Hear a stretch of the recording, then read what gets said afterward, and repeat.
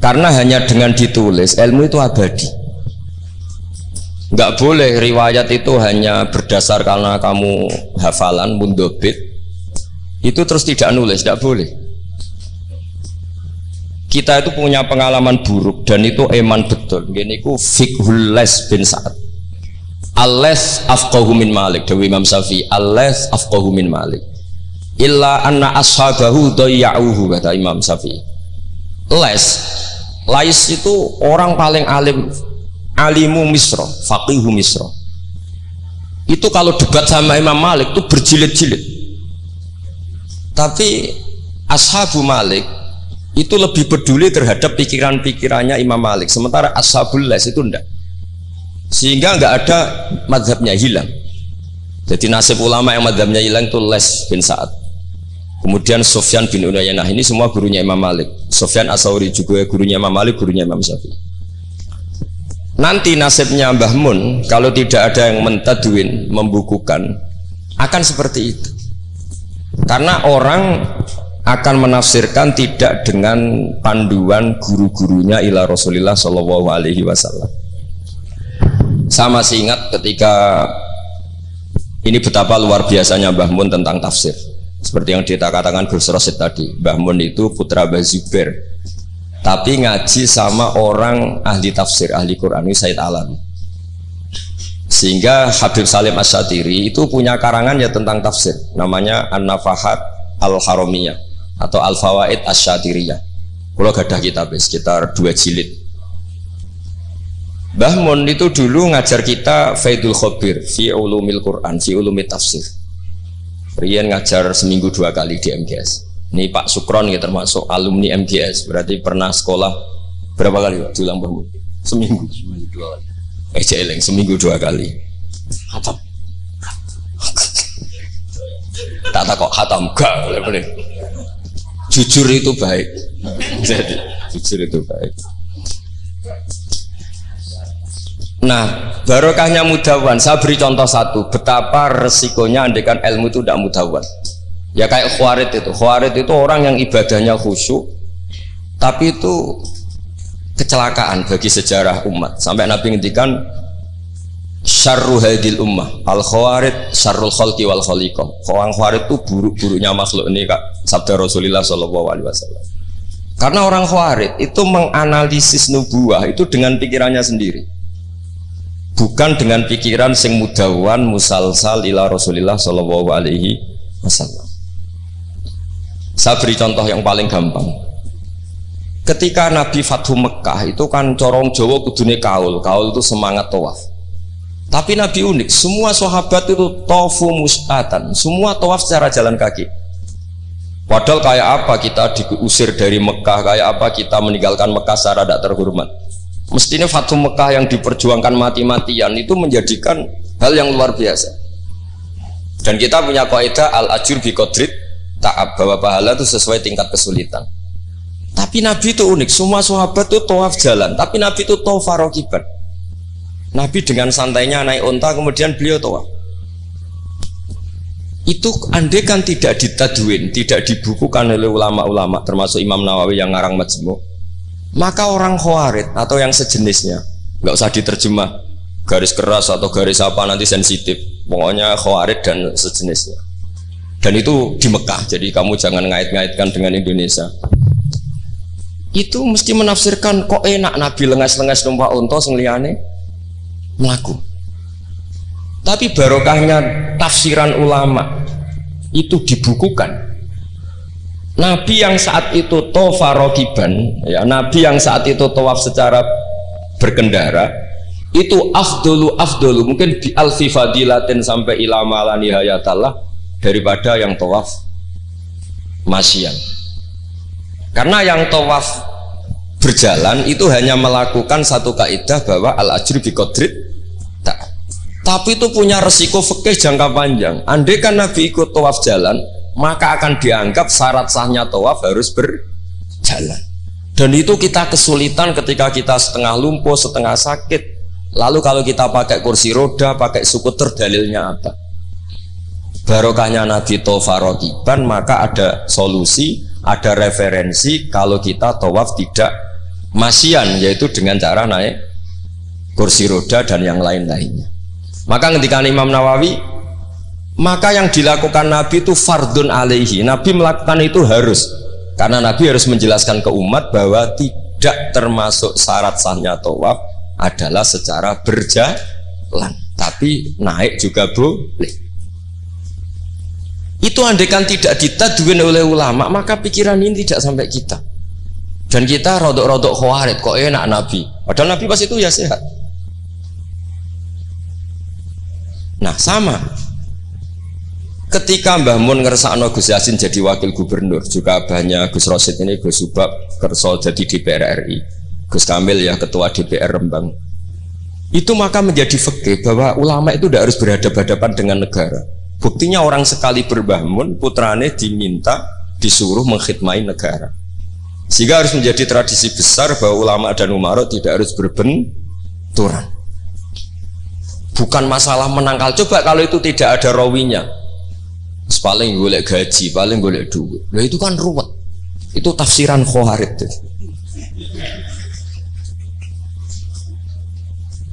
Jadi saya itu punya sanad mutasil. Saya berkali-kali ketemu abahnya Gus Rosid, beliau juga guru saya, Gus Subab, semuanya. Itu ketika beliau menolak itu Mbah Mun maksa. Gus Kamil dulu pertama disuruh jadi DPR ya menolak, sampai pernah transit di dalam saya di Jogja itu 3 hari. Dan Mbah Mun akhirnya sampai duka harus mau. Tapi lama-lama kita tahu bahwa beliau ingin menyelamatkan Indonesia, bahwa Indonesia nggak perlu dipertentangkan antara ulama dan umat. Nah, itu harus terus. Karena kalau kita ingin versi tertentu, pasti Indonesia itu chaos. Chaos itu ya chaos lah. Huru hara. Kalau huru hara terjadi safkut dima, pengaliran darah. Yang dosa kita. Makanya Mbah Mun sering cerita ke kita. Saya tidak pernah bilang saya ke kita. Semua santrinya levelnya sama, karena sama-sama dengar. Bidane lali mbak eling gitu. Ambek paham sama tidak paham itu. Sebetulnya saya ingin bilang saya, karena saya berkali-kali khasoni bidzalika syekhuna, tapi kita semua sama lah, sama-sama mutawatir sama. Fiqhus siyasa atau fiqhul imamah atau fiqhul khilafah, terserahlah bahasa sampeyan. Itu juga harus diwariskan. Sehingga dulu sampean tak ceritani, dulu yang semi-semi khawarij itu ya sudah banyak. Wah Nabi itu harus ngomong akhirat terus, masa Nabi jabat? Oke, dari segi jabatan itu duniawi, kesannya buruk karena jabatan itu duniawi. Tapi kalau dibalik, atardo ayyaku nasolihu tahta yadidz zalim. Kue ridho kalau orang-orang yang nggak sholat, nggak cewek, nggak istinja, mimpin wong soleh. Jadi harus dibalik, harus membolehkan orang soleh yang mimpin orang dolim, jangan dibalik. Wong soleh pokoknya yang masjid kabeh, wiridan kabeh, dipimpin wong dolim hanya karena kamu mengharamkan politik. Jadi orang itu harus ngerti. Makanya ketika beberapa nabi itu harus kita tahu, ada nabi yang ngaji terus kayak Nabi Yahya, Nabi Isa. Ada yang nabi yang seumur-umur itu jabat kayak Nabi Dawud, Nabi Sulaiman. Kamu boleh meniru Nabi Dawud, Sulaiman jabat, tapi nggak boleh meniru istrinya 1000. Itu 4 saja masalah gitu ya. Sitok wis kudu pegatan ya gitu. Rai-rai nggak meyakinkan ini satu aja sudah. Tapi itu tidak saya loh. Jadi sampai Allah menurunkan ayat am yahsuduna nasa ala ma atahumu wa hum min fadli faqad ataina ala Ibrahim alkitaba wal hikmata wa atainahum mulkan azim. Jadi ada orang-orang soleh yang oleh Allah disebut bahwa mereka itu jabat. Gini ku alu Ibrahim.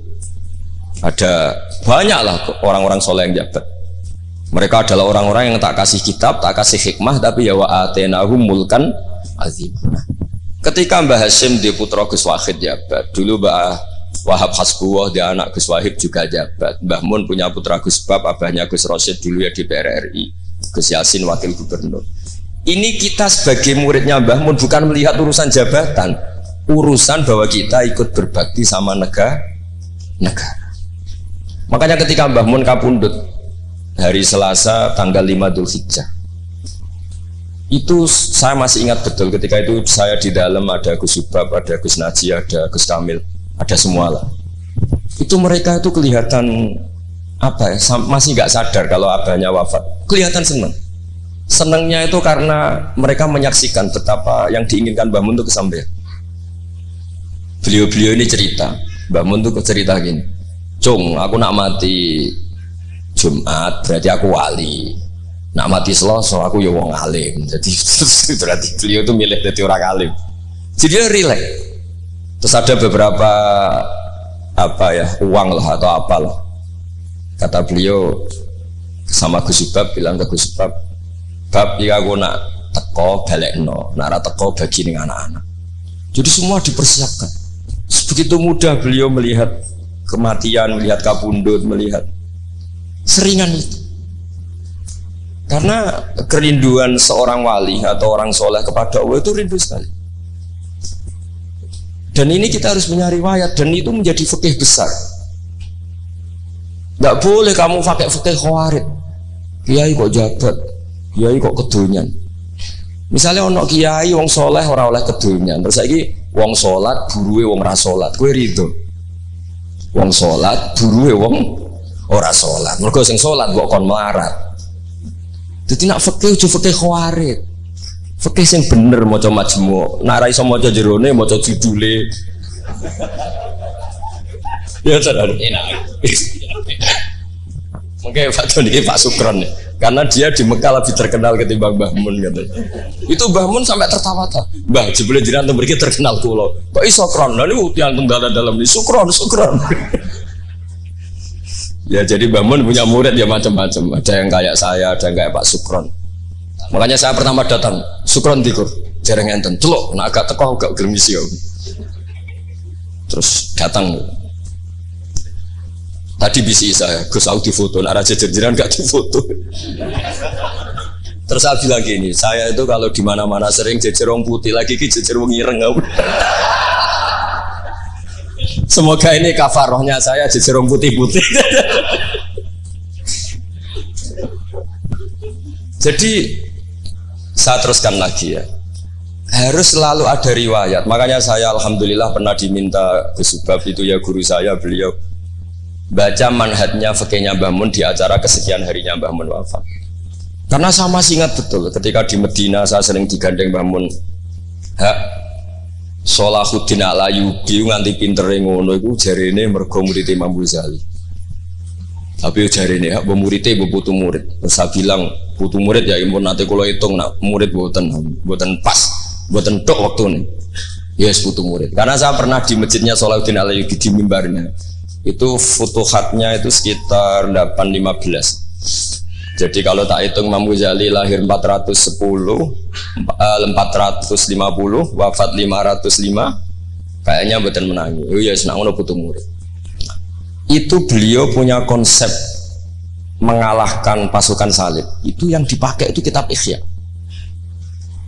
Itu singkat cerita beliau nyuruh, "Jaiku golek iya." Tak cari. Ketemu terus tak tasihkan beliau, ya itu saya tak maksud ya itu Imam Ghazali begitu fasih cerita tentang penyusunan kekuatan, dan itu logikanya sederhana sekali dari sesuatu yang jibillah, yang normal.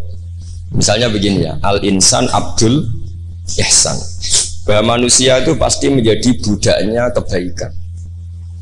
Hitung saja sekarang misalnya begini, kita jadi orang soleh meditera karuan gremengan sinis, yang ini orang fasik senyum lomo apian. Kira-kira orang netral itu kalau jagungan ke kamu apa ke sini? Yang lomo, yang nyaman kan? Sehingga orang boleh mengatakan ketika ngarang fikih senyum itu sunat di karangan fikih, tapi di aplikasi nyata tidak bisa. Bagaimana kalau ada orang netral, bisa soleh bisa fasik, sing fasik senyum, sing soleh merengut, sehingga yamilu orang yang netral ini ke yang fasik. Kamu bisa ngarang fikih kalau sedekah itu sunat, karena itu sudah tidak wajib, karena yang wajib itu zakat. Kamu bisa ngarang fikih seperti itu. Tapi kalau dalam tatbiki tidak bisa. Misalnya saya orang soleh hidup di tengah kota, atau orang soleh hidup di pedalaman. Terus saya medit, mentang-mentang sudah zakat, nggak pernah sedekah. Sing wong fasik jor-joran sering nyervis rokok gratis, ngopi gratis. Kira-kira kemana kecenderungan orang itu? Ke yang fasik, karena al-insan Abdul Ihsan. Nah hal-hal seperti ini tuh yang dikaji Imam Ghazali kemudian itu menjadi inspirasi Salahuddin Al-Ayyubi. Kalau dia ingin solid maka harus berbuat baik sama siapa saja, karena itu cara punya kekuatan. Nah kita enggak, kita ini memaksakan kebenaran tapi prosesnya tidak simpati. Makanya kata para mufassir, walaupun tafadzur ghalidal qalbi lan faddu min khaliq, itu kata para mufassir, hada sayyidul khalqi wa hada ahabbul khalqi ila Allah. Ini Rasulullah, orang paling dicintai Allah. Itu saja sekali salah dalam perilaku sosial, itu bayangannya lan faddu min khaliq, orang akan bubar. Padahal ma'anna hada mu'ayyadun bi ruhil qudus. Padahal Rasulullah itu orang yang diberi kekuatan malakut, kekuatan langit. Itu saja dibayangkan kalau salah secara sosial, lan faddu min khaliq, orang akan bubar. Apalagi kamu yang keramatnya nggak jelas, hizib gak mandi, terus salah sosial, istaqabbal wa minna minkum taqabbal, ya kan? Sehingga Mbah Mun itu baik sama siapa saja, termasuk baik sama Megawati, sama apa saja. Bahkan beliau sebelum haji sempat ketemu Megawati, dan beliau sebelum itu ya pernah bilang ke saya, ke kita, aku ketemu Bu Mega dan Indonesia aku damai. Makanya ketika beliau kabundut Dzulhijjah itu min asyuril hurum, karena al asyurul hurum itu ada 4, Dzulqa'dah, Dzulhijjah, Muharram, Rajab. Beliau kabundut 5 Dzulhijjah, bulan yang termasuk sakral di Islam. Dan beliau kabundut 6 Agustus, bulan yang paling nasionalis dalam Indonesia. Jadi Allah memilihkan beliau bukan sekedar tempatnya di Ma'lah, tapi pakai bulan yang paling sakral sesuai konteks masing-masing. Dalam religius Dzulhijjah itu sakral, dalam nasionalis Agustus itu sakral. Kayak apa Allah memilihkan beliau? Makanya ini saya cerita ya, saya mungkin 10 menit lagi, sampai santai aja, ini nggak ganggu lama-lama supaya nggak ribet. Makanya di antara yang ditulis beliau tentang jabatan, tentang jabat. Nah ini cerita saja. Beliau menulis feeling tuh sekarang halaman 37. Nanti kalau yang nggak paham ngaji sama Pak Sukron, sudah tak ijazahi tadi. Kobil tuh. Jadi nanti yang nggak paham, iya itu nanti. Kau jebolin. Apa? Kau jaluk deh. Wah, serang. Kalau lagi jaluk Melayu sudah sah ya? Sah. Ini konco kulo mulai teng sarang ngantos. Nanti foto-foto tegen kulo tanggal 3 Syawal. Nih Pak Sukron nih. Gus, gue nak jadi kiai jogeman kaya aku. Tak pikir apa? Ceritanya gini Gus Rosid, dia itu kiai, mungkin kiai debutan. Dia dengan santainya cerita, man soma Ramadan summa atba'ahu sittan min Syawal faka'annama somat daro kullah. Jadi puasa Ramadan kemudian puasa 6 hari Syawal, maka seakan-akan puasa setahun. Singkat cerita ada orang lugu puasa tanggal 2 ini. 2 Syawal puasa. Soan Pak Sukron pas kiai ini rokok. Terus kata orang lugu tadi, getun Pak aku anut jenengan. Jebule jenengan gak poso. Saya bilang, lah opo ke dalil ngono barang lah opo. Dalil liyane ya kena.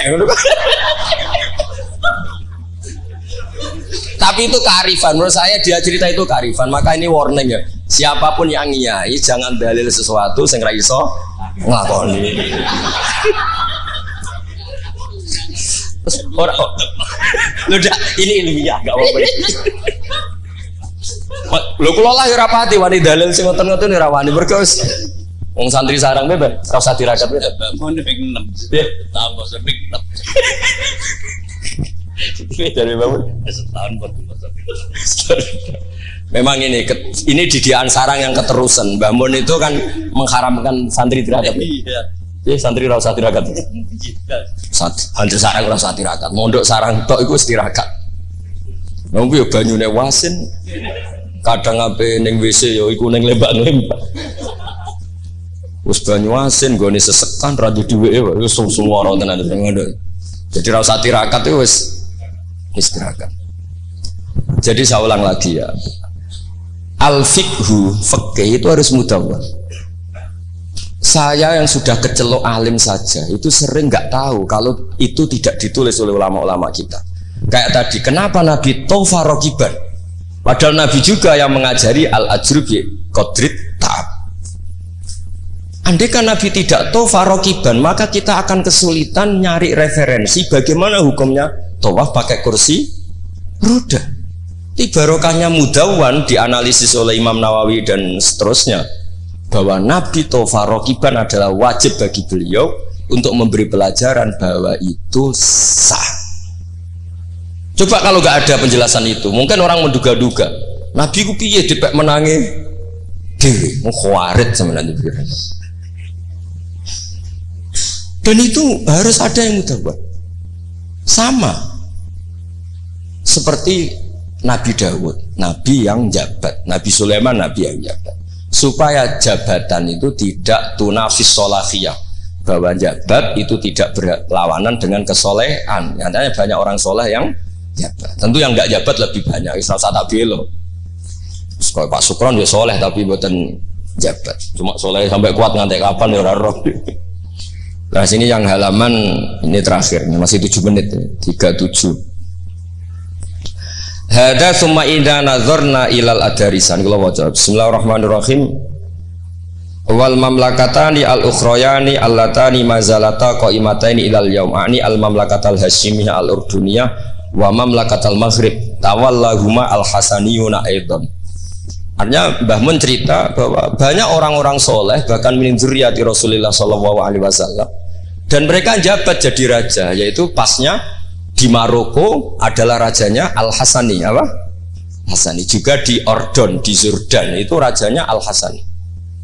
Intinya Mbah Mun mau ngendikan kamu jangan anti jabatan. Banyak orang-orang soleh yang jabat, bahkan bukan sekedar soleh tapi itratu Rasulillah, al-itra at-tahira, itratu Rasulillah sallallahu alaihi wasallam. Ini dan beliau menulis itu. Wal mamlakatani al-ukhrayani allatani mazalata qaimatain ilal yaum. Ini al mamlakatal hasyimiyah al ordoniyah wa mamlakatal maghrib tawallahuma al hasaniyah itu. Hada summa idza nadzarna ilal adarisah. Adarisah itu Sayyid Idris. Sayyid Idris itu al Hasani ya. Jadi al Hasani yang paling populer di Maroko namanya apa? Al Idris. Makanya disebut adarisah. Yang dzurriyyahnya al Idris disebut apa? Adarisah. Kayak yang bermadzhab Hambali disebut Hanabilah.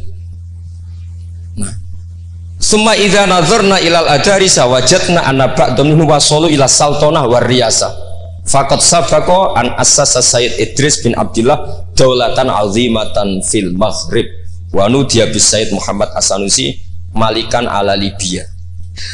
Jadi ini ya saya mau cerita Mbah Mun itu satu khazanah besar, melahirkan murid-murid yang alim alamah ya banyak sekali tidak bisa dihitung. Melahirkan murid yang bahkan putra yang cakap politik banyak. Siapa yang nggak ngakui alimnya Gus Naji? Siapa yang nggak ngakui fleksibelnya Gus Subab di jabatan Gus Kamil? Itu nggak bisa terhitung. Makanya ini khazanah besar, nggak usah dibentur-benturkan. Ada yang nekuni alim, ada yang nekuni jabatan. Semua itu untuk li'ilain apa? Kalimatillah. Jadi ini nggak ada masalah. Wonten sing kona'ah Bapak Sukron, sesurip wae, menengah, urip wae. Tapi tadi sudah tak ijazahin. Nanti pokoknya ini kalau nggak paham tanya Pak Sukron. Assalamualaikum warahmatullahi wabarakatuh.